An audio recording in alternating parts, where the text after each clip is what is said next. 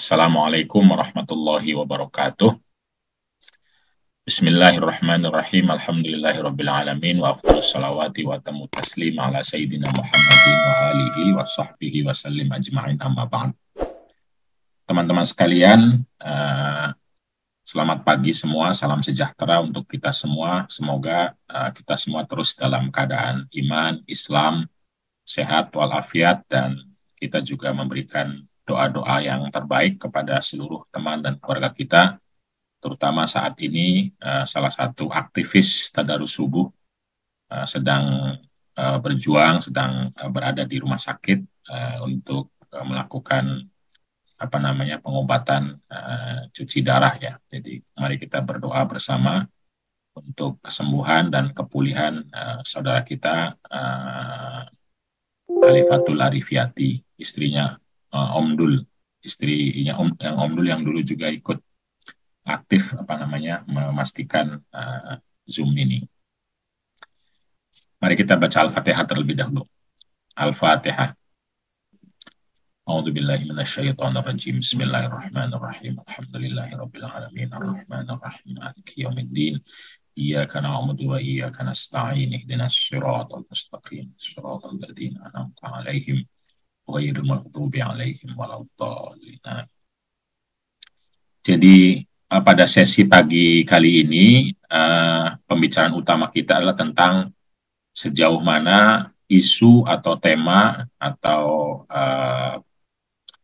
praktik kepala rumah tangga dalam Islam yang menjadi pokok dalam syariah. Jadi problem kita sebagian besar itu memiliki pandangan bahwa laki-laki menjadi kepala rumah tangga adalah pokok dalam syariah. Nah, padahal secara teologis bahkan secara faktual ini sama sekali tidak benar. Kenapa tidak benar? Karena yang pokok itu bukan laki-laki menjadi kepala rumah tangga. Yang pokok adalah ada orang yang bisa memastikan kehidupan dalam rumah tangga itu berjalan, terpenuhi kebutuhannya. Ini bisa siapa saja, bisa laki-laki, bisa perempuan, bisa ayah, bisa ibu, bisa ayah dan ibu, bisa suami, bisa istri, bisa suami dan istri, bahkan bisa anak ketika ayah dan ibu tidak bisa, atau saudara, atau paman, atau bisa jadi dari luar, misalnya negara, atau institusi, atau komunitas, karena bisa jadi ada orang yang tidak memiliki kapasitas untuk bisa memenuhi kebutuhan keluarganya. Jadi yang pokok itu bukan laki-laki, tetapi yang pokok adalah ada orang atau terpenuhi kebutuhan dan keluarga bisa berjalan sesuai dengan nilai-nilai yang diperlukan. Jadi itu kira-kira cara bekerja mubadalah. Saya kira sudah berkali-kali kita diskusikan bersama, yaitu bagaimana kita menemukan sesuatu yang pokok dalam pembicaraan, dan kemudian yang pokok itu kita ajak bersama laki-laki dan perempuan. Pada saat yang sama juga kita pastikan laki dan perempuan memperoleh kebaikan dari yang pokok tersebut, dan memastikan juga jangan sampai salah satunya atau keduanya menjadi pelaku dari keburukan terkait dengan yang pokok itu, atau menjadi korban dari keburukan yang tidak diinginkan oleh Islam tentu saja.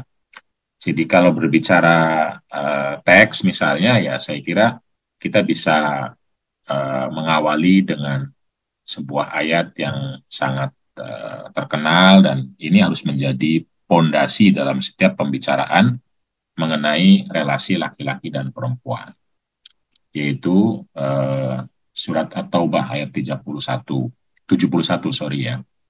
Jadi ini harus selalu dikutip dan selalu dihafal oleh kita semua, karena inilah pokok dalam syariah itu. Wal mu'minuna wal mu'minatu ba'duhum awliya'u ba'din, bahwa keberadaan laki-laki dan perempuan itu satu sama lain adalah saling menolong, saling mendukung, saling memastikan yang satu bisa bergerak untuk melakukan dan menerima kebaikan-kebaikan itu. Jadi ini yang pokok, yang pokoknya itu. Yang pokoknya adalah terjadi kesalingan, terjadi kerjasama, terjadi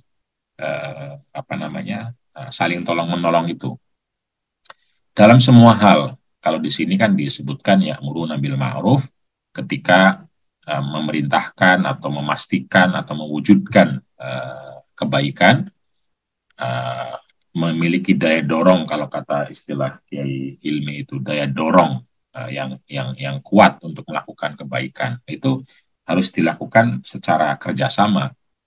Wa yanhauna 'anil munkar, dan juga melarang atau memastikan tidak terjadi keburukan, atau dalam bahasa Kiai Hilmi itu adalah kalau amar ma'ruf itu daya dorong, kalau nahi mungkar daya tahan diri dari keburukan. Jadi kita tidak menjadi korban, juga tidak menjadi pelaku. Daya tahan dari keburukan, wa yuqimunas sholata, dan melakukan sholat secara khusus, atau kalau lebih besar melakukan ya kerja-kerja ibadah ritual yang bersifat vertikal tentu saja. Wa yutuna zakata, dan melakukan ibadah-ibadah yang bersifat ekonomi sosial yang bersifat horizontal, punya dampak luas kepada masyarakat. Wa yuti'unallah wa rasulahu, dan mengikuti hukum-hukum Allah dan Rasulnya. Inilah aturan bersama itu. Ulaika sarhamuhumullah innallaha azizun hakim. Inilah yang akan membuat kita semua memperoleh rahmat dari Allah. Jadi ayat ini menjadi ayat pokok. Begitupun ayat berikutnya, yang ta'awanu 'alal birri wat taqwa, ini juga ayat pokok untuk saling tolong menolong, sehingga status kepala rumah tangga itu bukan pokok syariat. Yang pokok adalah ya adanya orang yang bisa memenuhi kebutuhan dan menjalankan roda rumah tangga itu bisa terus ke depan, dan bisa melakukan perlindungan, pemenuhan kebutuhan, dan lain-lain. Jadi karena itu, nanti kalau ada ayat yang sering dikutip oleh beberapa pihak untuk mengatakan bahwa ya laki-laki yang memang harus jadi kepala rumah tangga, itu harus dibaca dengan semangat tadi, semangat yang pokok tadi. Karena dalam hidup itu, nanti Mbak Vila akan lebih banyak membicarakan, dalam hidup itu terjadi berbagai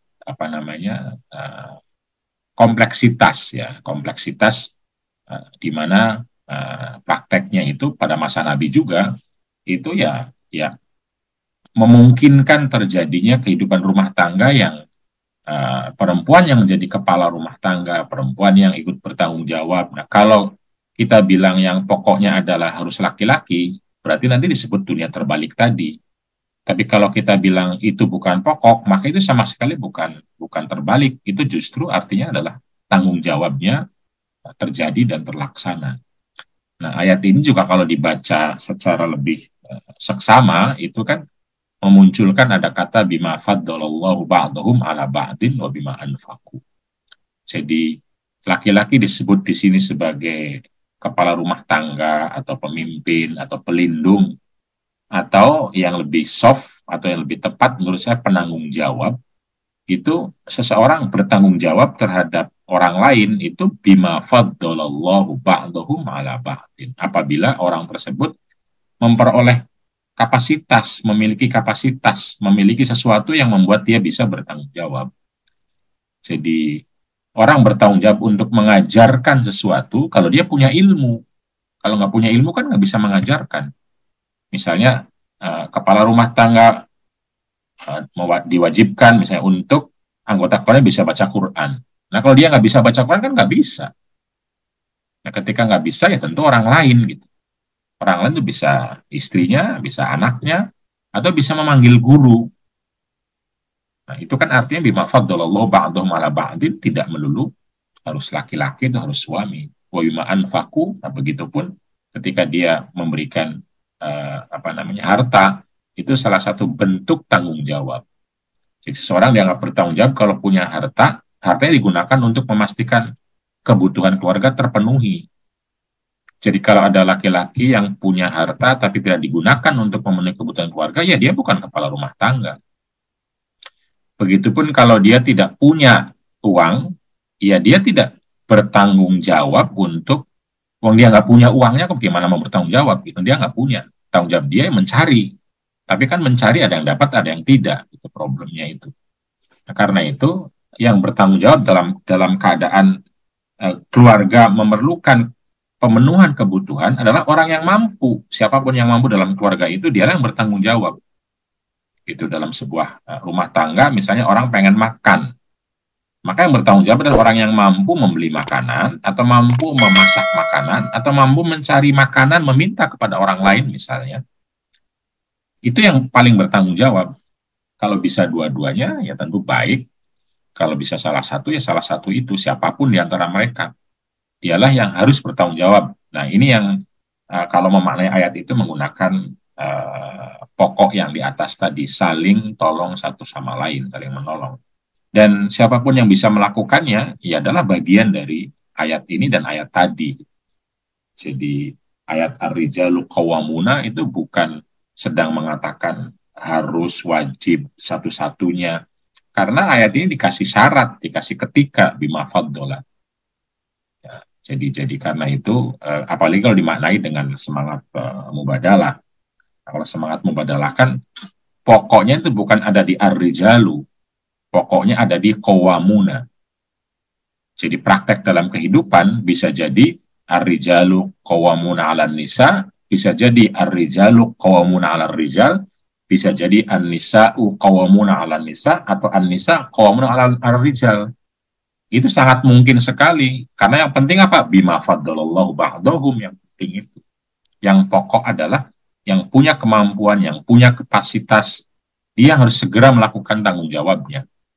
Itu yang punya uang, yang punya, dia harus melakukan segera tanggung jawabnya untuk memastikan keluarga terpenuhi. Keluarga perlu makan, keluarga perlu kesehatan gitu. Dalam sebuah keluarga perlu dibawa ke rumah sakit, biasanya kan dia punya tanggung jawab. Itu siapa yang bertanggung jawab? Yang mampu membawa ke rumah sakit, yang punya tenaga, yang bisa nyupir misalnya, yang punya uang untuk membayarnya dan lain-lain. Kalau yang tidak mampu, ya dia la yukallifullahu nafsan illa wus'aha, dia nggak punya kewajiban, nggak punya tanggung jawab. Misalnya dia sakit, dia lemah, dia tidak ada pada saat itu, misalnya nggak bisa, mau tidak ada kok. Nah karena itu kita perlu mendidik untuk mengatakan bahwa tanggung jawab itu ada pada semua orang yang memiliki kemampuan. Nah karena itu mari kita didik semua orang untuk memiliki kemampuan itu atau kemandirian itu istilahnya Mbak Nur. Nah, begitupun kata fasolihatu kalau dalam semangat mubadalah itu artinya ya tidak hanya perempuan, fasolihatu itu. Qanitatun hafidhatun lil ghaibi itu tidak hanya perempuan. Memang secara literal perempuan. Tetapi pokok dalam Islam kebaikan itu adalah milik semua orang. Al-hikmatu dolatul mu'min. Untuk menjadi soleh itu tidak hanya kewajiban perempuan. Untuk qanitatun taat kepada Allah itu tidak hanya kewajiban perempuan. Begitupun kalau diartikannya adalah taat kepada suami. Itu tidak hanya kewajiban perempuan. Karena taat kepada suami artinya taat kepada orang yang untuk memastikan keluarga itu berjalan dengan baik, komitmen itu.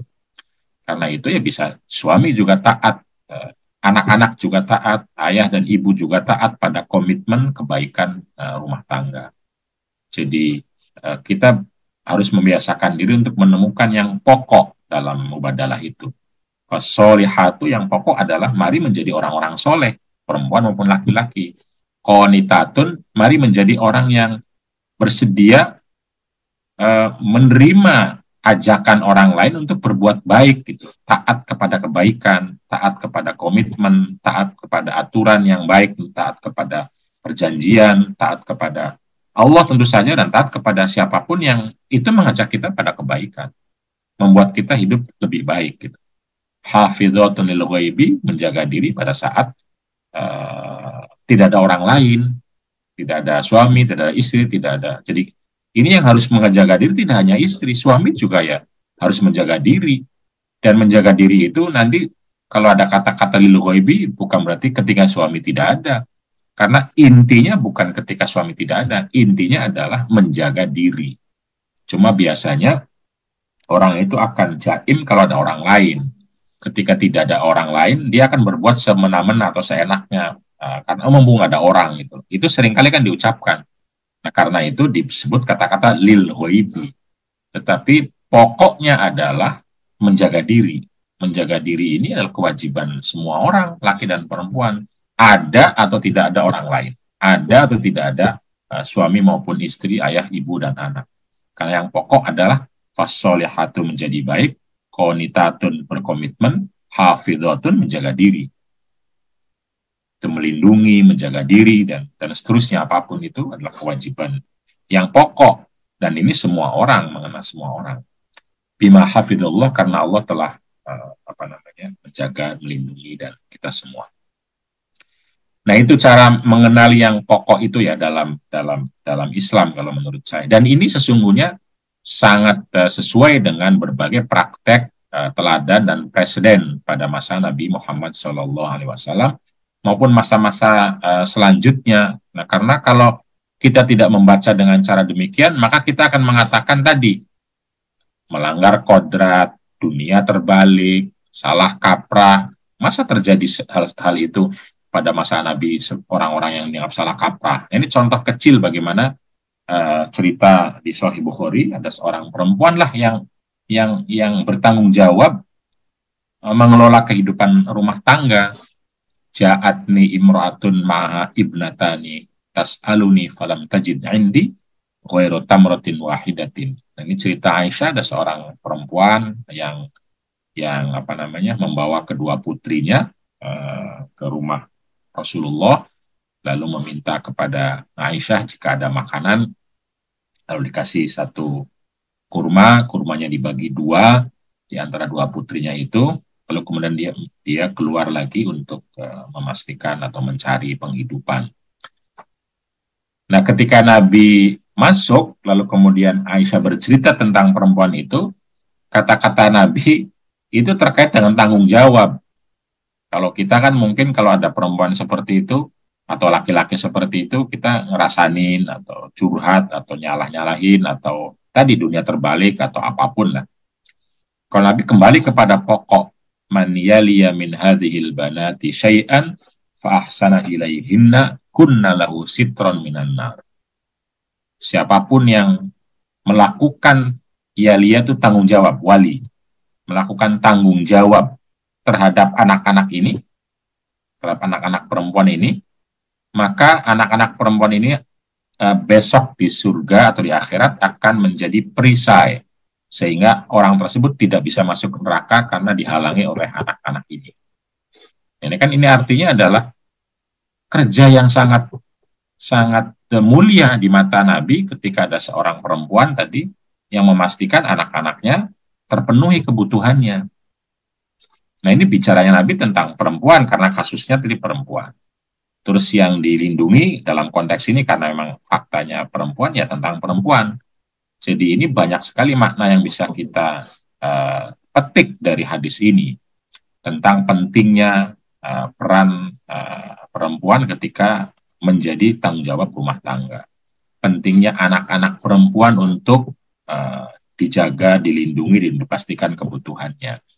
Karena baik anak perempuan maupun ibu yang bertanggung jawab itu adalah orang yang dalam Islam adalah mulia, manusia yang bagian dari hamba Allah, khalifah fil ard, sehingga ketika dilindungi ya akan memperoleh pahala tentu saja. Dan di sini disebutkan menjadi perisai dari api neraka. Nah, ini kan jelas faktanya ada dan mungkin tidak satu yang seperti ini. Banyak sekali bisa kita temukan, nanti kita beberapa hadis lagi. Jadi ini kan yang kalau kita punya stereotip sejak awal dengan tentang dunia terbalik, maka nggak akan terbaca hadis ini, akan hilang hadis ini, atau tidak ketemu dan tidak jelas juga kemana arahnya, atau dianggap sebagai anomali dan tadi tidak penting dan sebagainya. Padahal justru hadis ini sangat sangat sangat penting ya untuk membicarakan hal tadi. Nah, kalau kita setuju dengan apa namanya cara berpikir tadi, maka hadis lain tentang ana waka filul yatimi fil jannati itu artinya adalah bisa laki bisa perempuan, bahwa kata Nabi orang yang bertanggung jawab memastikan atau memenuhi kebutuhan anak yatim akan bersama Nabi di surga, sebagaimana beriringannya antara telunjuk apa namanya telunjuk dan jari tengah, jari telunjuk jari tengah itu, jadi sangat dekat sekali tempatnya Nabi dan orang yang bertanggung jawab untuk memenuhi kebutuhan anak yatim. Nah, ini kalau kalau apa namanya kalau membacanya tidak dengan cara mubadalah, maka bisa dianggap hanya laki-laki, bisa jadi ya, hanya laki-laki yang bertanggung jawab memenuhi kebutuhan anak yatim. Saya kalau perempuan nggak dianggap gitu. Nah, ini kan padahal pokoknya adalah bagaimana agar anak yatim itu terpenuhi kebutuhannya, terpenuhi apa namanya kebutuhan pendidikan, ekonomi dan lain-lain, sehingga orang yang memenuhinya dianggap sebagai pejuang, pahlawan dan akan bersama Nabi. Nah, itu yang pokok, bukan harus laki-laki gitu, bukan, tapi siapapun, karena bahasa hadis ini juga umum. Hal yang sama juga mungkin dalam konteks mubadalah, kalau mau diluaskan lagi, kata al-yatim itu tidak harus melulu orang yang ditinggalkan oleh bapaknya meninggal, yatim itu. Jadi yatim itu definisi umumnya kan man la aban lahu, orang yang tidak memiliki bapak. Nah, kalau dalam semangat mubadalah, itu bukan orang yang tidak memiliki bapak saja, tapi seseorang, terutama anak tentu saja, yang tidak memiliki orang yang bisa memenuhi kebutuhannya gitu. Siapapun, bisa bapak, bisa ibu, bisa bapak dan ibu, bisa jadi bapaknya ada, ibunya ada, tapi keduanya nggak bisa memenuhi kebutuhan karena miskin, karena sakit gitu. Nah, ketika itu disebut yatim juga.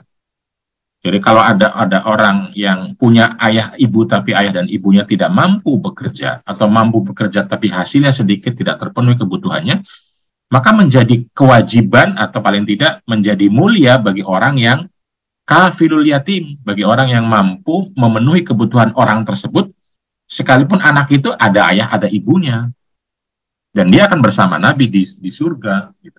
Nah, itu pemaham mencari yang pokok itu dalam mubadalah ya. Karena itu Mbak Lis misalnya menggunakan istilah yatim sosial. Nah, yatim sosial itu ya anak-anak yang itu ada ayah, ada ibu, bahkan lengkap mungkin kakek, nenek, tapi secara sosial dia tidak terfasilitasi untuk sekolah, untuk bisa makan dengan gizi. Itu kan yang stunting itu ada ayah, ada ibu di Indonesia. Itu jumlahnya sangat besar sekali. Itulah anak-anak yatim itu yang menjadi tanggung jawab kita semua, atau bahasa lain, yang bisa memenuhi tanggung jawabnya, dialah yang menjadi pencinta Nabi dan akan dekat dengan Nabi. Nah, itu cara memahami dengan semangat mubadalah, kira-kira begitu ya. Jadi bukan siapanya, tapi apanya itu yang harus dilakukan, dan bukan siapanya yang menjadi target, tetapi tentang orang yang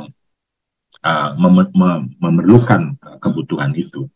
Jadi kata yatim nanti di Quran itu, dalam buku saya yang ditulis bersama Mbak Lis, diterbitkan oleh Rumah Kitab itu, kata yatim dalam Al-Quran artinya adalah ya setiap anak yang tidak terpenuhi hak-haknya, itu yatim namanya.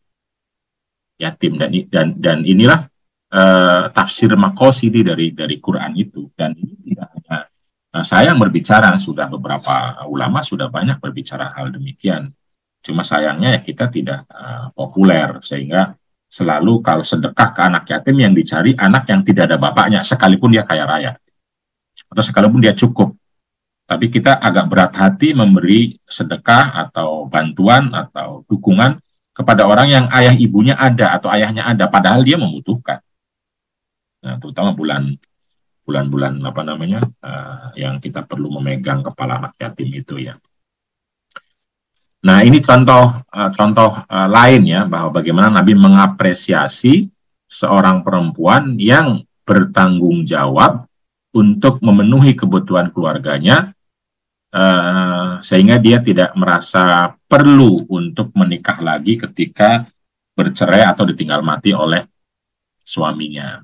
Nah, ini pekerjaannya Yayasan Peka itu pekerjaan kenabian, karena memastikan sebuah keluarga itu terpenuhi kebutuhannya ketika tidak ada laki-laki yang memenuhi kebutuhannya, baik karena meninggal maupun karena cerai gitu.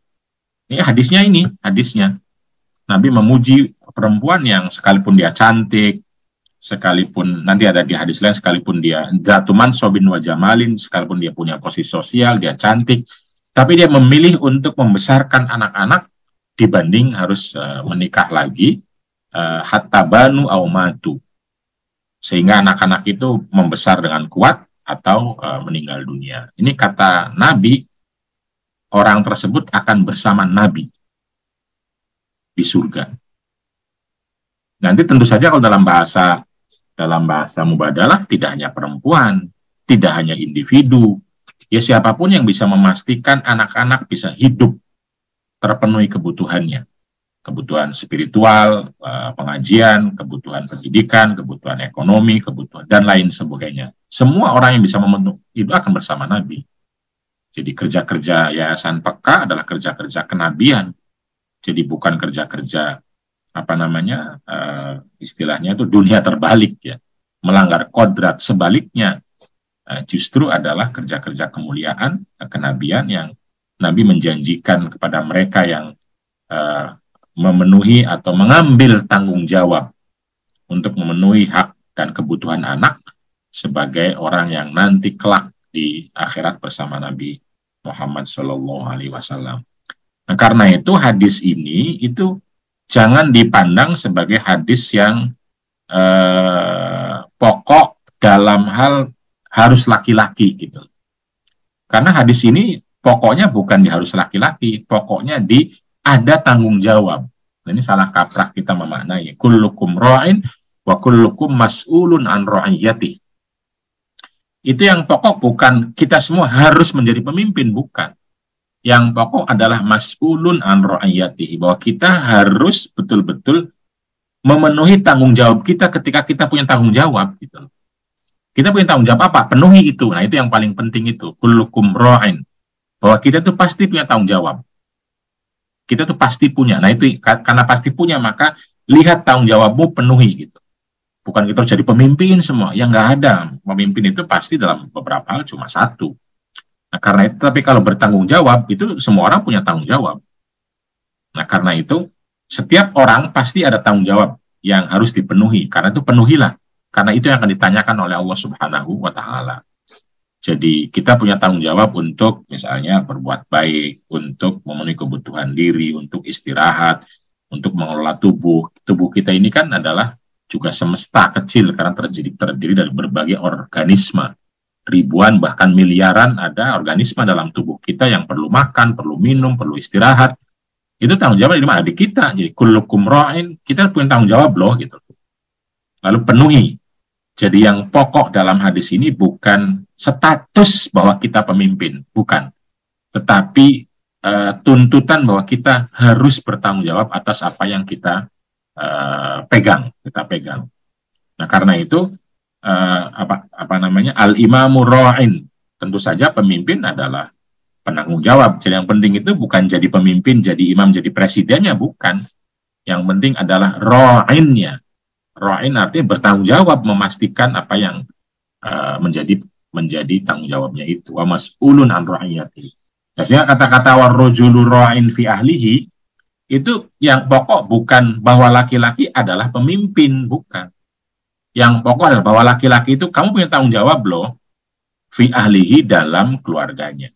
Ketika Anda punya tanggung jawab, maka Anda mas'ulun, Anda akan dimintai tanggung jawab itu, Anda akan ditanya tanggung jawab itu. An ra'iyatihi. Buktinya wal mar'atu juga ra'iyatun, karena perempuan juga dibilang punya tanggung jawab. Laki-laki punya tanggung jawab, perempuan punya tanggung jawab. Nah, fi baiti zaujiha hanya ruang saja menurut saya. Fi ahli juga ruang. Karena prakteknya laki-laki juga punya tanggung jawab tidak hanya di keluarga, juga di luar keluarga. Gitu. Maksudnya ketika ada tetangga yang miskin, kan dia tetap punya tanggung jawab. Ada hadisnya banyak. Jadi tanggung jawabnya tidak hanya melulu kepada atau dalam hal keluarga. Nah, cuma ini tuh hanya diingatkan agar supaya jangan sampai laki-laki itu lari dari tanggung jawabnya. Udah punya keluarga, duitnya diberikan semua kepada orang lain, gitu loh.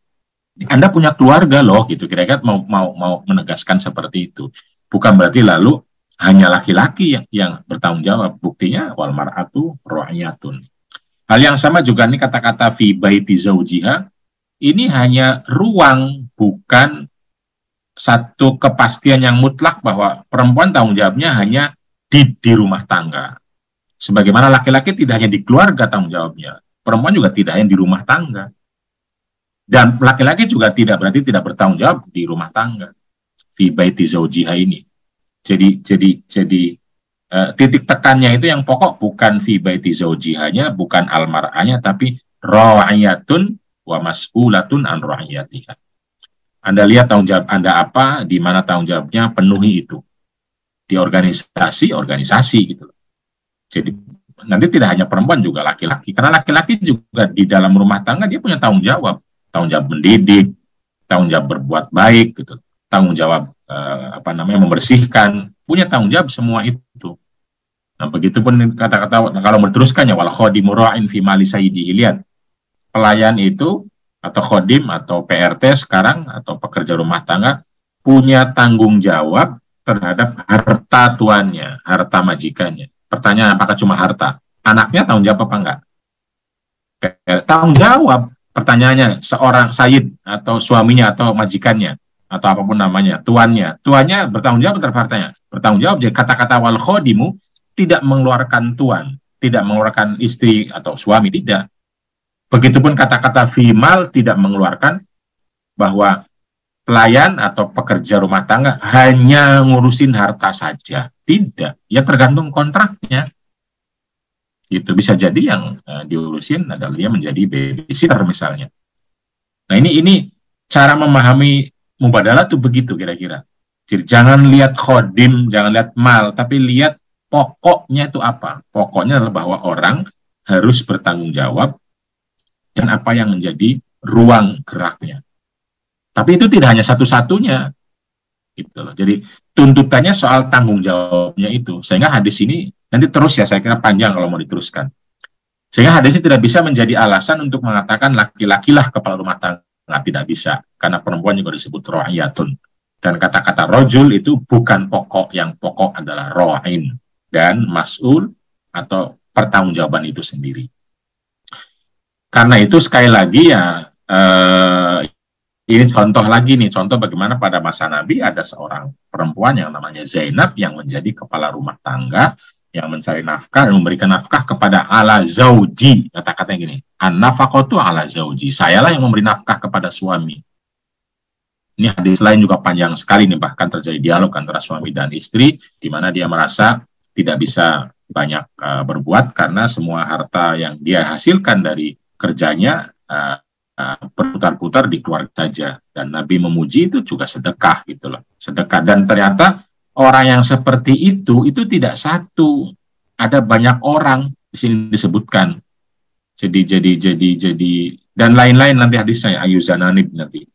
Dan lain-lain saya kira kembali kepada pembicaraan utama bahwa dalam Islam itu yang pokok adalah bagaimana rumah tangga itu berjalan, terpenuhi kebutuhannya, terhormat hak-haknya, dihormat, terlindungi, dan lain sebagainya. Siapa yang melakukan semua bertanggung jawab. Nah, cuma perannya tentu saja berbeda-beda.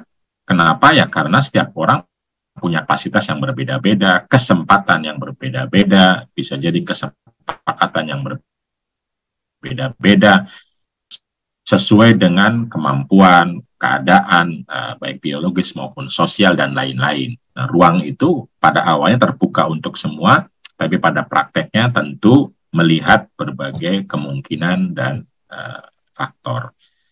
Karena itu ya mari kita bersama-sama tentu saja memastikan semua orang bisa bertanggung jawab, karena itu harus difasilitasi pendidikannya, dibiasakan perilakunya, tetapi kemudian kita bersedia untuk menghargai siapapun yang nanti melakukan, baik laki-laki maupun perempuan, ya, sehingga kehidupan itu bisa, dalam konteks keislaman, bisa membuka atau fleksibel terhadap berbagai keadaan.